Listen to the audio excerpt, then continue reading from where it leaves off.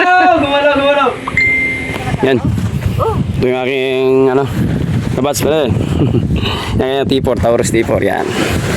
Susubukan din yung kanyang bagong kuha na. Sir, ganda nga po, sir! Okay, ang earbop ko. Gamit siya. Okay, tara. Ito ang carbon range ito. Saan putok? Okay. Okay mga taktikal, this time ay napakita ko itong aking hiniram sa aking kabas.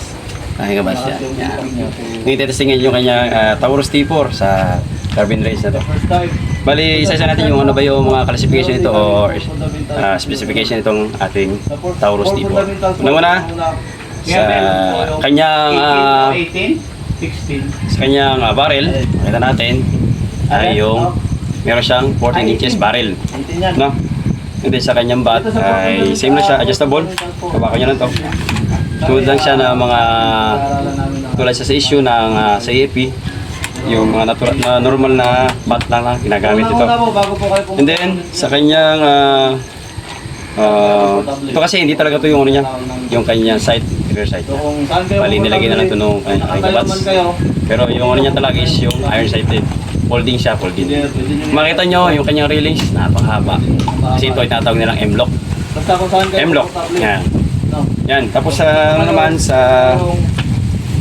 kanyang makita sa safety niya, may tinatawag silang semi at safe.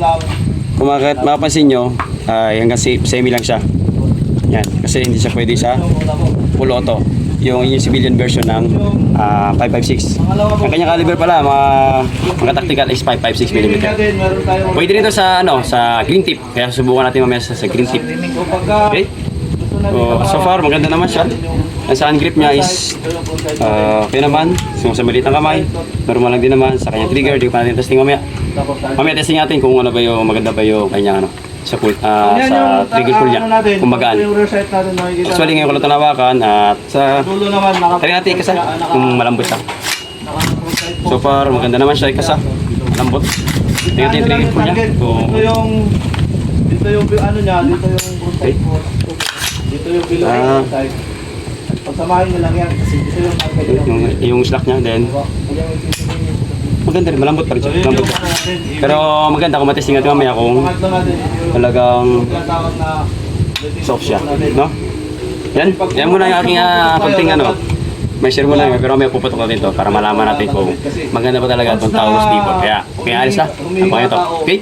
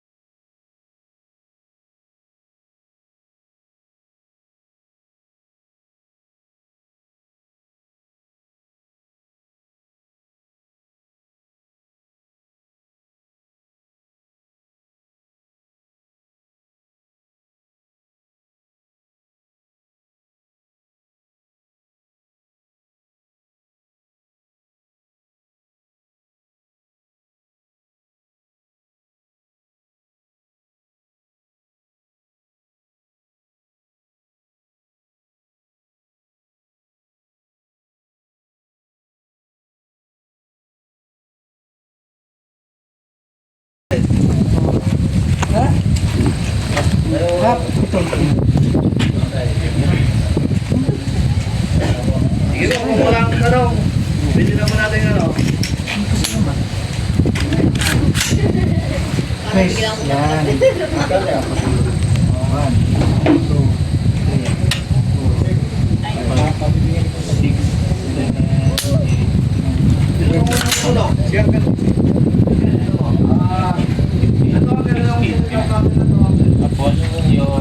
6, 7, 8. Okay, mga taktikal, yun. Ang nasiro din na yung Taurus T4. Bali, puputok natin siya ngayon. Nilagay sila ng lobo roon sa may banda mga 25 meters. Subukan natin kung tatama tayo. Okay, go!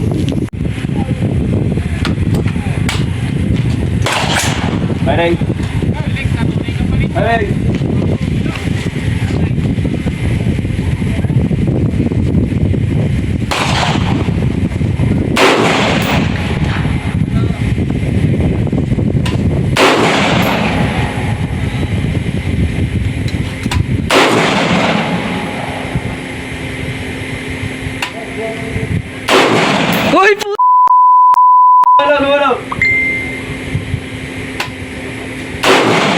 Pusa na lang.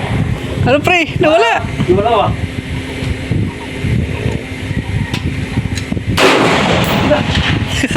Pusa na lang. Yung galaw niya oh. Ganyan. Ganyan. Yan. Okay. Ayun. Ayaw mo ha? Okay guys, snappy yung Taurus T4. Yung bumoto ka lang hindi snappy. Hindi tinamahan yung ano, pang-apat na lobo kasi mahangin. Nagantay lang tayo na medyo timingin yung ano ng hangin kaya nakuha din natin yung target na yun sa last. Kaya snappy itong Taurus T4. Maganda kaya kung kayo ay Leia, pwede kayong bumili nito. Kailangan lang type 3 na L-top. Okay? Snappy talaga to. Okay?